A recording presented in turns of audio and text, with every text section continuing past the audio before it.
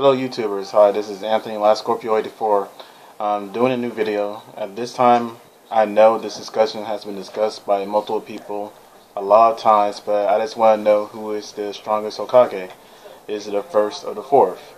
Interestingly enough, when the Madness first came out, everybody was saying that the fourth Hokage was like the greatest or strongest Hokage who ever lived, but now as the story, now that we're in the war and everything, the further it goes on, you see that the first Hokage must have been invincible. Then it questions to make people ask, or why people aren't asking, what killed him? Like, what could have killed this man that could tame beasts and make him his pet and just give him to other nations as to balance power and not even think twice about it?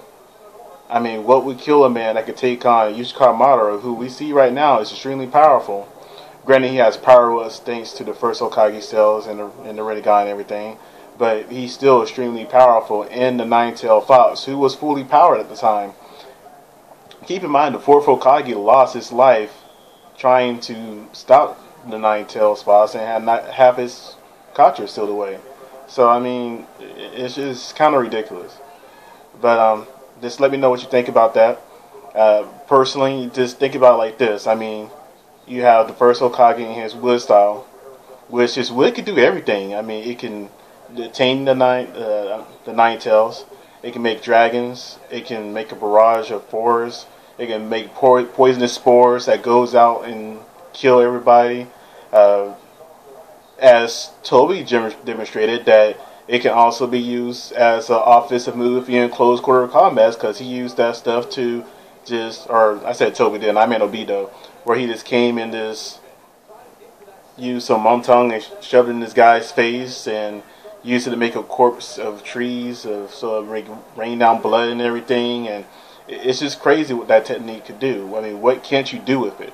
In all seriousness, I know it's a combination of wood and water, but what can't you do with it? It seems like the ultimate technique, which I don't understand why. I mean, I would think that maybe ice could do something like that, because like wood, you can form ice into anything you want to, and I don't see why you can't use that to do other techniques like, the first does if it's wood, instead of just using it as barriers and offense attacks. Then the fourth Hokage, not to take nothing away from him, he is strong and powerful and very knowledgeable, but all he has is speed. So far that we've seen, inside the Madness and I believe in the animes, I'm not including the movies because the movies are just whatever.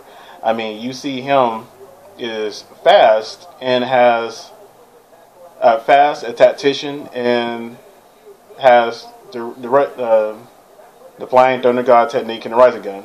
That's it. I mean, not take nothing away from those techniques. I mean, supposing he took out a whole entire platoon to fire thunder guard technique, which I wish they would show that in the war. Like, he wanted the flashbacks and stuff to show like him taking out that whole entire platoon. I think that would have been awesome. That would have been awesome to see. And so far in the anime, when they actually animated him disappearing, I thought in the Madness, like whenever he uses his technique, he moves so fast. That's why he was called the Yellow Flash, because of the yellow flicker in his hair, what have you. But you don't see that. You just see him like disappearing, reappearing somewhere else. So it kind of took away from what I was expecting to see from that technique.